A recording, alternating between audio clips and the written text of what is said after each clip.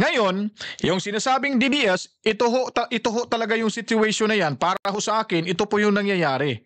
Itong si Matubato, mga kabalitaan, ay may organized group po ito. Membro ho ito sa isang organized group dyan, which is mamamatay tao sa Davao City. Dahil siguro yung boss nila may galit ni Tatay Digong at si Tatay Digong sa panahon na iyon ay talagang galit na galit sa mga kriminal. At nagbitaw din siya ng kanyang salita na kung sino ang gagawa ng hindi maganda sa kanilang syudad ay talagang papatay niya. So, maaring hong sinasakyan ho ito ng kabilang grupo. Na pag may pinapatay yung kabilang grupo, ilalagay ho agad nila na gawa ho ito ni Presidente Duterte. Gawa ho ito ni Superman. So, ngayon, nabuo yung DDS, yung Davao Death Squad, hindi ho galing, kung meron man, hindi ho galing talaga yan kay Mayor Duterte. Baka sa kabilang grupo ho yan, mga kabalitaan, at nilalagay lang ho yan, DDS, para yung galit, mapagbuntungan ho yung ating dating Pangulo. Hanggang kumakalap na ho, sinasakyan na ho ng media, kasi hindi ho na-identify kung sino po talaga itong organized group na pumapatay ho dyan sa Davao City na kagalit ho ni Mayor Duterte. Kaya ang balitang iyon ay talagang lumubong-lumubo na. Hanggang napasa-pasa na ho ito niyan, may DDS ho dyan sa Davao City.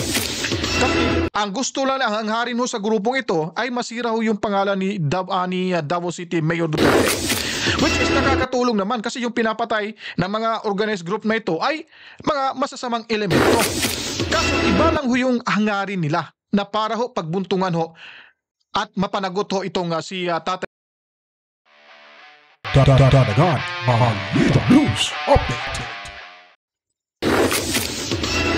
Bueno mga kabalitaan, again, welcome back na naman ho sa ating panibagong video. Sa video ito, sa araw na ito mga kabalitaan ay ating pag-uusapan na naman ho at pagbibigay linaw patungkol ho ito sa mga aligasyon ni Matubato. Kung matatandaan nyo po, noong mga nakaraang pagdinig, nakarang taon, hanggang nitong mga taon ay maingay ho itong si Matubato. Dahil nga po sinasabi nito na siya ay tauhan di umano ni Presidente Duterte nung mayor pa ito sa Davao City at isa sa mga hitman sa sinasabi nitong Davao Death Squad. At ayun nga, nung nakapagbigay na ho siya ng mga aligasyon na mabibigat laban sa ating dating Pangulo, ay ito'y pinaniniwalaan naman ng mga kongresistang ito at ilan pang mga mambabatas. At magpasa hanggang ngayon ay tuloy-tuloy pa rin po ang sinasabing pagdinig sa extrajudicial killings. So ngayon naman po ay matutuldukan na itong mga pawang mga kasinungalingan na inaakusa ho ni Matubato laban sa ating presidente. Sa pagdinig na ito, makikita ho natin dito na pinaniniwalaan ho ng mga mambabatas, mga kongresista ang naging pahayag ho ni Matubato laban kay dating Pangulong Duterte. At talagang meron na ho silang konklusyon dito na nagsasabi di umano ng totoo itong si Matubato. So ngayon babasagin na ho ng close-in bodyguard at driver ho na dating pulis ni Mayor Duterte na si Sunny Buenaventura. At sasabihin niya po dito ang totoo kung sino nga po talaga itong si Matubato. At pakinggan niyo po, kayo na pong humusga kung ano po yung magiging reaksyon nyo dito sa mga nagtatanong na mga kongresista, close-in bodyguard ni former President Rodrigo Roa Duterte. Dahil sigurado makakapag-conclude na ho kayo kung itong investigasyon na ba ito ay totoo, para nga ba ito sa mga mamamayang Pilipino, o sa sinasabi na ho natin matagal na itong investigasyon na ito ay para lang ho sa isang ambisyosong kongresista dyan sa Kongreso. At atin na pong simulan, pakinggan niyo po ang pagdinig na ito. Inyo, nakikilala niyo po ba si Edgar Matubato? Nakilala ko lang po si Edgar Matubato sa Samal Island, Your Honor. Paano niyo po siya nakilala? One time, may nakita ako wearing sleeveless shirt. Siguro, sleeveless. Nakita ko, may tao kasi, siyempre, pulis ako, may nakita akong tao naka-sleeveless, naglakad, na naka-holster ng 45. At pumunta siya sa isang sasakyan na yung owner type jeep. Mayroon yan siyang owner type jeep. Pag lingon ko, mayroon siyang importin. Napatanong ako sa ibang tao. At sandali lamang ho mga kabalitaan, at titigan niyo ho muna itong si Sonny Buenaventura at kung ikukumpara niyo po yung personalidad nitong si Matubato. Kung si Sonny Buenaventura makikita ho natin talagang inosente at mabait yung mukha, maamo. Pero itong si itong si Matubato ay makikita natin talagang berdugo mga kabalitaan. So, tuloy na ho sa panunood at pagkikinig at mag-comment ho kayo sa baba kung ano po yung masasabi nyo sa mamang driver na ito, close-in bodyguard at driver ni former President Rodrigo Roa Duterte at isang pulis din mga kabalitaan. Sino yan? Yan si Edgar Matubato, tauhan ni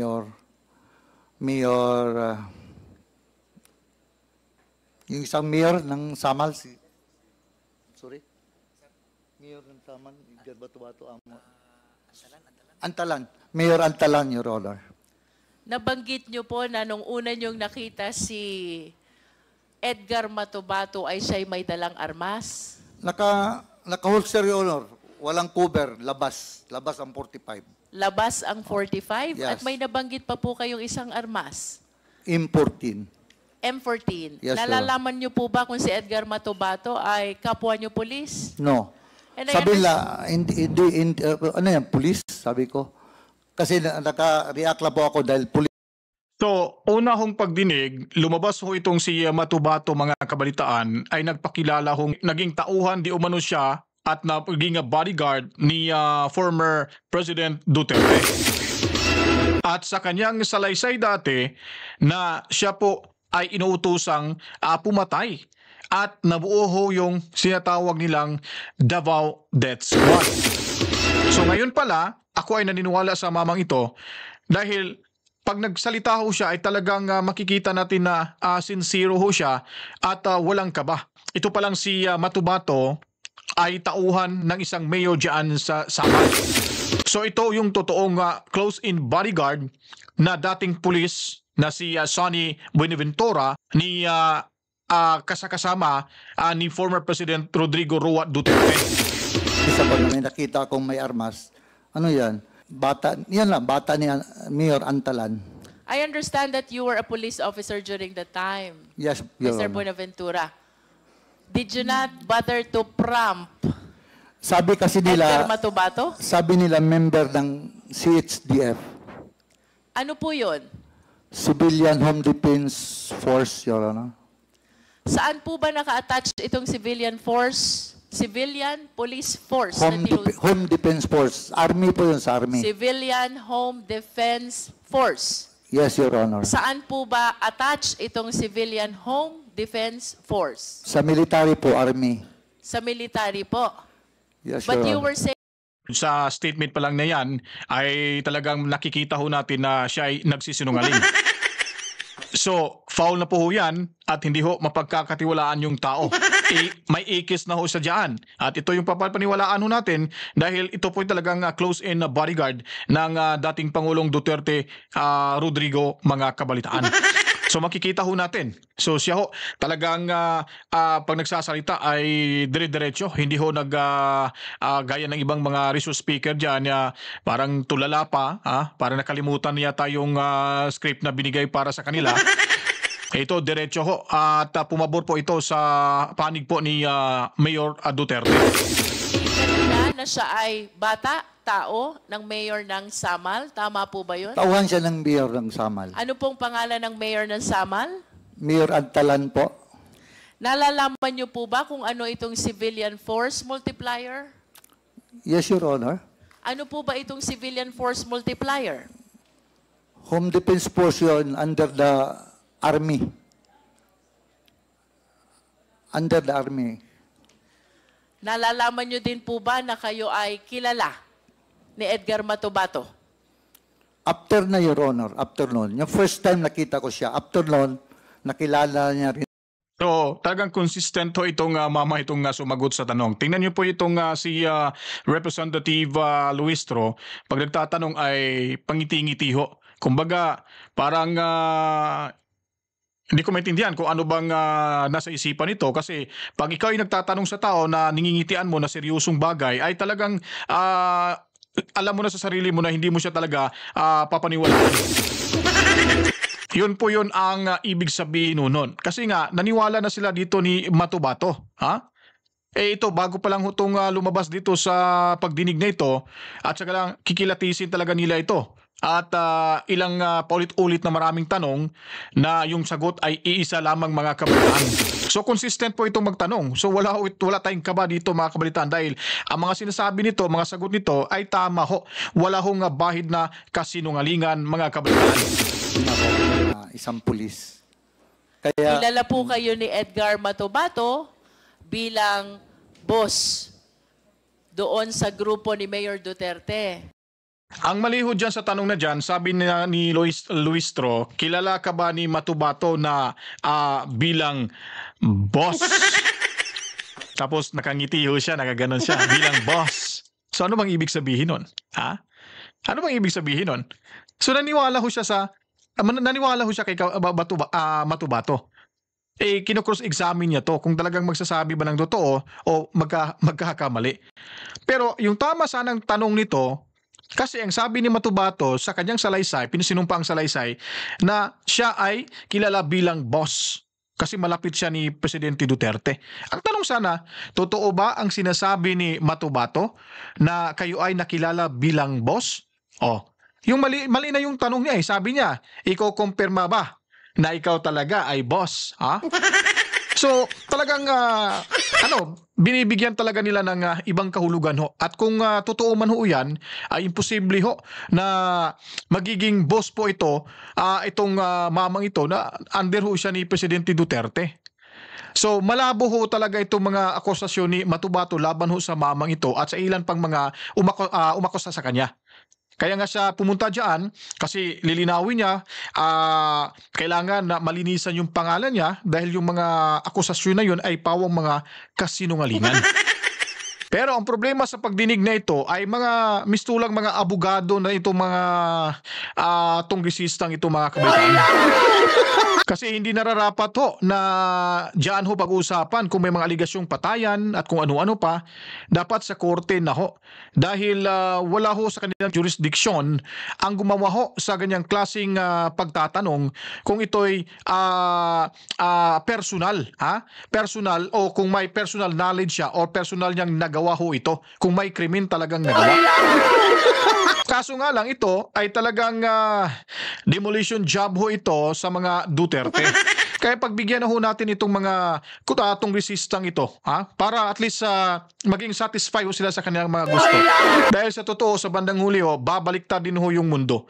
At pagdating ng tamang panahon, ay sila naman ho ang lilitisin ho diyan. Kaya pagbigyan ho natin, tuloy natin to si Buenaventura mga kabalitaan. Do you confirm this? Hindi naman boss, Your Honor. Security driver lang po ako. Pero Security driver. would you confirm na kayo po ay kilala ni Edgar Matubato bilang isa sa mga tao Isang ni Mayor pulis po, Duterte? isang pulis. And would you confirm also that for quite some time ito hong si Edgar Matubato ay naging tao din ni Mayor Duterte? Hindi po. Not at any point. Narinig ko yung sabi niya na naging security siya ni Mayor Duterte. Hindi po totoo yan. Hindi totoo. Na naging security siya ni Basti, naghatid sa eskwelahan. Hindi po totoo yun. So, tingnan nyo po. Lumabas na po ho talaga yung katotohanan. Ba't sinabi kong katotohanan? Dahil alam ho natin, ramdam ho natin na itong mamang ito ay nagsasabi ho ng totoo. Hindi po ho ba? So, pangalawang foul na po ho yan ni Matubato na di umano siya ay close-in bodyguard. Close-in bodyguard umano. In fact, nasa harap na ho ng pagdinig na ito ang totoong close-in bodyguard na at saka driver na isa pang police officer. Dati ho siya ay senior police officer 3 nung time na siya po ay nakakonekta pa, konektado pa sa ating dating Pangulong Rodrigo Roa Duterte. Totoo. Ang security ni Mayor Duterte, puro pulis. Las Cañas, Basilio, and Matubato. All of them are members of DDS, Davao Death Squad, and they are identifying you bilang taong dinadaanan ng mga orders ni Mayor Duterte. Ano pong masasabi nyo dito? Ganito po yun, Your Honor. Heinous crime headed by Colonel Makasait. Si Colonel Makasait, SPO4 lang ako. Dati SPO3 pa. SPO3 pa ako. Kung ako mag-order sa kanila, Your Honor, Colonel Makasait, bumidal police officer ng Davao City, maniwala sa akin yon. Maniwala Tama. sa akin yun May si punto po kayo dyan, Colonel sir. Makasait. Mr. Chair, Yes, Congressman Akop. maniniwala sa iyo. Kasi ikaw ang palaging kasama ng mayor.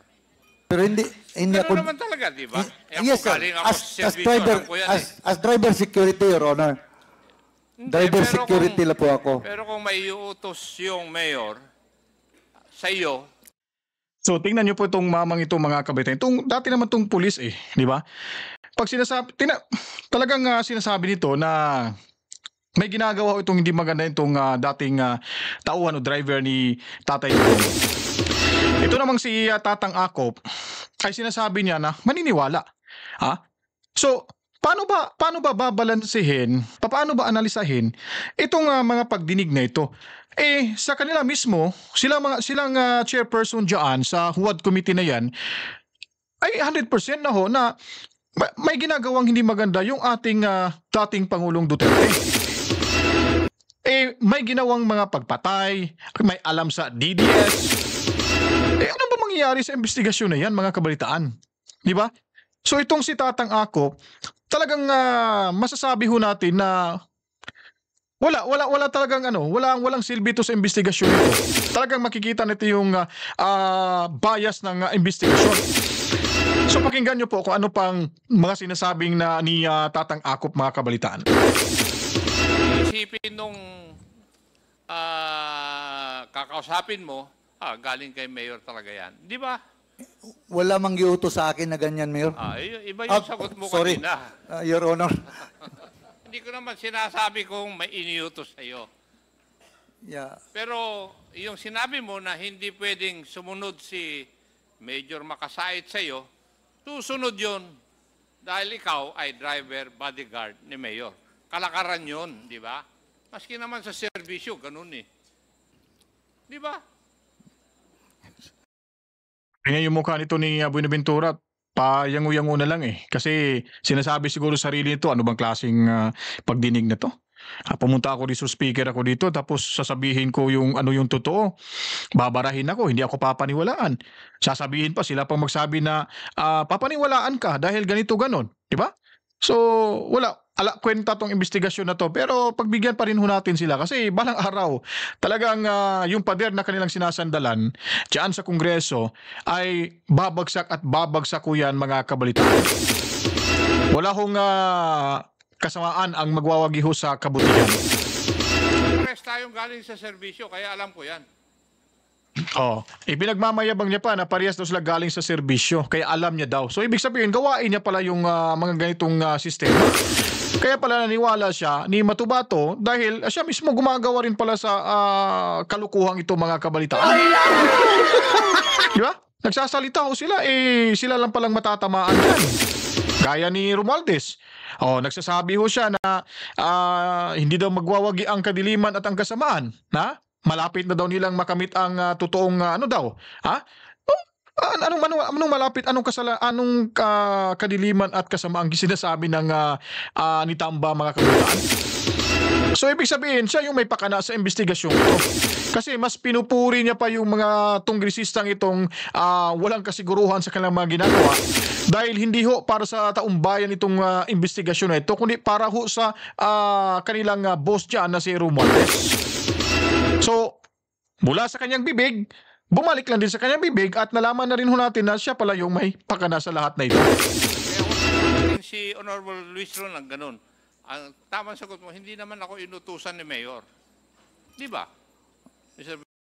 Yun lang din naman eh. Kung sasabihin mo hindi naman ako inutusan ni Mayor tapos maniniwala yung opisyero sa kanya. Eh ano bang ibig sabihin? Imposible man kung ang opisyero hindi maniniwala sa kanya kung wala hong basbas ni Mayor. Ganon yung ganon din yung ganon din ang ibig niyong sabihin diyan sa Kongreso sa investigasyon na yan, mga kabaitaan. Di ba? So, ito, binabaliktad lang ni Tatang Akop itong sinasabi nito eh. Kaya nga, wala nga siyang, sabi nga ni Matubaan, sabi nga ni Buenaventura, hindi nga siya papaniwalaan sa kanyang hepe dahil boss niya yon, hepe niya yon, at ano lang siya, SPO3 lang kumpara sa kernel o teniente o ano pa dyan. Ha? So ngayon sasabihin nito, hindi ka naman inutusan nito, hindi naman sinasabi ko na inutusan ka. Maniniwala sa iyo kasi malapit kayo ni Duterte. Ganun pa rin ho yun. Kung malapit, siyempre yung tao nag-iisip na inutusan ni Duterte. Kaya papaniwalaan talaga. Ganun lang yung ibig sabihin ni Akop eh. Talagang itong Tatang Akop na to, wala talaga to sa ayos to. Ewan ko sinong protector siguro to ng mga ng mga ewan ko lang. Buenaventura. Yes, Your Honor. Yes. Thank you, Mr. Chair. Di ba? Pag sinabing Buenaventura, yes, Your Honor, yes. So, stop na ho tayo dyan. Wala na. Basta pag yes ho, pag sumang-ayon ka ho sa sinasabi nila, pag nag-yes ho kayo, wala na. Wala nang karagdagang pagtatanong pa ho dyan. Pero nung sinabi siguro niya, hindi po yun totoo yun, hindi po yan ganyan. Talagang babalik at babalikan ho kayo. Ha? Titirahin ho kayo sa kahit anong mga tanong dyan para ho ikaw ay mapa-oo nila. Ganun. Ang tamang sagot mo, hindi naman ako inutusan ni Mayor. Di ba? Mr. Buenaventura? Yes, Your Honor. Yes. Thank you, Mr. Chair. Mr. Buenaventura, sino po si Superman? Hindi nyo rin po ba alam? Yun ang call sign ni Mayor. Doon may radyo pa kami, Superman. At least you confirm Yes, Your Honor. that Superman is Mayor Duterte. Yun ang call sign niya sa radio. Yes, and he is actually called Superman by DDS. Do you confirm that? I do not know, ma'am. Di ba? Tingnan mo yung pagmumukha nitong itong babae ito. Natatawa pa siya nung sinasabing do you confirm that the Superman is Mayor Duterte? Pag ganun pa siya eh. Ito ho kasi yan, mga kabalitaan. Kung ikaw po ay miyembro po ng amateur radio, yun po yung tawag nun eh. Yung may mga RDO dyan, may communication, radio communication. Bawat isa ho dyan may tinatawag na call sign. So pag miyembro ho, gaya ho, ako yung Delta Bravo yung call sign ko, diba? So pag yung mga tao na yon, pag may mga RDO, namomonitor, lalo na pag may playing freq, kung pumupunta ho sila sa playing freq o may mga designated frequency ho, yung sabihin natin yung LTO, yung fire station, Philippine National Police, at lahat ho yan, kung ikaw mayor, minomonitor mo ho yan at makilala ka talaga ng mga tao dyan sa lugar mo kung ikaw ay miyembro ng amateur radio. Ngayon, yung sinasabing DDS, ito ho talaga yung situation na yan. Para ho sa akin, ito po yung nangyayari.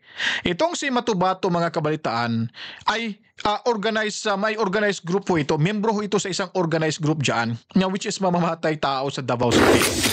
Dahil siguro, yung boss nila may galit ni Tatay Digong, si Tatay Digong sa panahon na iyon, ay talagang galit na galit sa mga kriminal. At nagbitaw din siya ng kanyang salita na kung sino ang gagawa ng hindi maganda sa kanilang syudad ay talagang papatay niya. So, maaring hong sinasakyan ho ito ng kabilang grupo. Na pag may pinapatay yung kabilang grupo, ilalagay ho agad nila na gawa ho ito ni Presidente Duterte. Gawa ho ito ni Superman. So, ngayon, nabuo yung DDS, yung Davao Death Squad, hindi ho galing, kung meron man, hindi ho galing talaga yan kay Mayor Duterte. Baka sa kabilang grupo ho yan, mga kabalitaan, at nilalagay lang ho yan, DDS, para yung galit, mapagbuntungan ho yung ating dating Pangulo.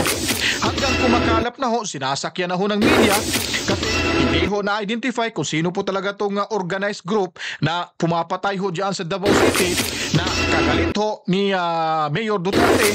Kaya ang balitang iyon ay talagang lumubong-lumubo na. Hanggang napasa-pasa na ho ito niyan, may DDS ho dyan sa Davao City. Kasi ang gusto lang, ang harin ho sa grupong ito ay masira ho yung pangalan ni Davao City Mayor Duterte. Which is nakakatulong naman kasi yung pinapatay ng mga organized group na ito ay mga masasamang elemento. Kaso iba lang ho ho yung hangarin nila na para ho pagbuntungan ho at mapanagot ho itong si Tatay Digong Duterte. Napakasimple lang hong sitwasyon ho dyan. Lumabas na ho yung katotohanan. Itong si Matubato talagang ginamit lang ho ito ng ibang politiko. Ewan ko magkano binayad nito. Kasi talagang bago-bago nga yung statement niya. Kung totoo hong may DDS talaga, at siya na mismo naging star witness, ba't hindi pa ho kinasuhan sa korte si Tatay Digong Duterte? Patungkol ho sa Davao Death Squad. Di po ba? Now, ngayon, pinasapasa na hong information ito hanggang dumating sa Kongreso. Nung nakaupo na ho si sinasabi lang bangag na presidente, si Bangag Bongbong Marcos, sumakay naman tong mga aliporis na, itong mga ulupong sa Kongreso. Dahil nga, may tinatawag din silang Christmas gift bag. Kumbaga, pag nanalo ho ito, pag nawagi sila sa kanilang hangarin na mapatalsik ko si Sara Duterte, yung ating vice presidente, at mapanagot ho itong si Tatay Digong Duterte, ay sigurado ho, malinaw pa sa sikat ng araw yung darating na Christmas gift nila. Posible ho yung mangyari kasi nga, alam naman ho natin, si Tambaluslos, si Congressman Romualdez ay yung Tambaluslos na yan, bansag yan ni BP Sara Duterte, ay may ambisyon. Ambisyoso itong mamang to. Kaya kung ikokonikta ho natin yung mga pangyayari ngayon, simula nung una hanggang itong administrasyon na ito, hanggang itong mga huwadcom na ito, mga kabalitaan, ay talagang konektado ho. May pattern ho talaga eh. Talagang hindi ho nila maididinay ho yan na yung pattern na yan ay talagang naisa publiko na ho. Kasi ang dali lang hong intindihin yung ginawa nilang job demolition. Kaya nga may kasabihan nga tayo mga kabalitaan sa sinasabi ko nung nakaraan pa na sell someone down the river. Kung baga, hindi ho siya natatakot kung sino po yung masasagasaan niya, kung sino po yung sisiraan niya. Kasi nga, alam niya, nga kalaban niya sa politika. Para lang ho sa kanyang personal na interest, hindi ho interest ng karamihan. Kasi pagtatakbo ka sa isang posisyon sa national level, kailangan pakikinggan mo yung mga sigaw o hinaing na mga taong bayan. Kung ikaw ay talagang iboboto nila, hintayin mo. Hindi yung sarili mo, magbubuhat ka ng sarili mo bangko, papakita mo sa pamamagitan ng pagbibigay ng ayuda, pag-iikot sa ibang lugar, gamit ang pera ng taong bayan. So, ano bang mangyayari pagkatapos nun? Babalik yung pera, yung ginastos nila, kukunin nila pag sila inanalo. Di po ba? So, ito po yung kasong ito, patungkol kay Matubato, Edgar Matubato, ay wala na. Bistado na ho yung kanilang pagsisinungaling. At bistado na rin ho na ang itong pagdinig na ito ay formality na lang ho ito. Dahil may resulta na ho, nakagawa na ho sila ng conclusion. At itong ginawa nilang investigasyon ay hindi ho para sa mamamayang Pilipino. Kaya kung napanood nyo ito, magbigay ho kayo ng reaksyon kung tama ho ba yung ating komentaryo ngayon. At i-comment lang po sa baba para maibahagi ho natin yung ating mga ideas, yung ating pagkakaintindi sa pangyayaring iyon sa pagdinig ho dyan sa UWAD Committee. Kasama ho yung mga tongresista ho natin dyan na kung saan ay wala na pong ibang hangarin ang pabagsakin ho ang ating Vice Presidente. Kaya abang-abangan nyo po dito sa Danagan Balita yung mga karagdagan pa pong impormasyon na ating ihahatid sa inyo upang kayo po ay laging updated sa mga kaganapan sa ating lipunan. At sa mga bagong salta, uulitin ko po, sa hindi pa po nakapag-subscribe, suportahan nyo po yung Danagan Balita, mag-subscribe na rin ho kayo para tuloy-tuloy ho ang ating pagbibigay ng mga totoong impormasyon na hindi nyo po makikita sa mainstream media, mga kabalitaan. At huwag niyo pong kalimutan, uulitin ko po, ipakita at ibigay ho natin yung suporta sa ating magalang, maprinsipyo at totoong maglilingkod sa bayan. Abogado po ito, si Attorney Congressman Rodante Marcoleta, mga kabalitaan. Sa mga bisdak ho dyan, suportahan ho natin si Sir Greco Belgica, yung Bisaya Good Party List. Makakatulong ho ito at maganda ho ang kanyang layunin.